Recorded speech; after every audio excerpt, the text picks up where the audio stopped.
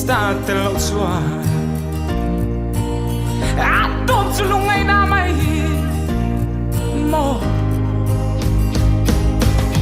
cái đi dòng cần lâu cái trip đi dễ là nghe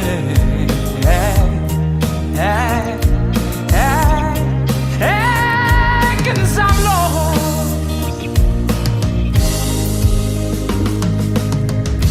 cái thế na tê kem lệ má xe cái thế tốt kín cái trăng dễ đó nè lo mình cá nên dài vì mình cần làm mẹ tu đang ngay lâu tiền lấy nôn ngay lo vì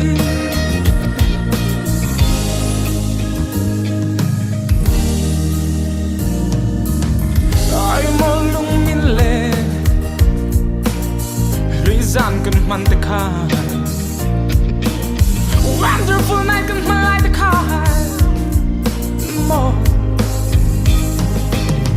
kan hin lệ lom lại ni te hian in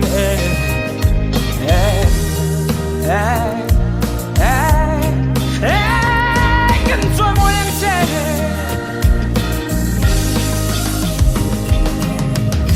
cái thế na tê kem lệ má xe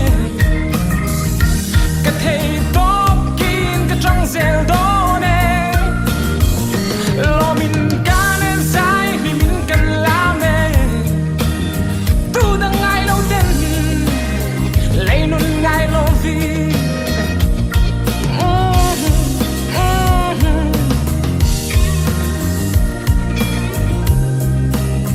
chân khơi tân vào ai ăn xe xem tu ngày xa của lo vì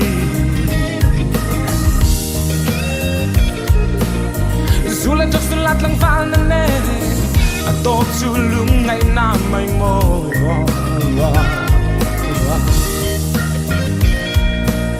sẽ tuần này tu cái này cứ xem trở lại bố tự vào lại cái xe này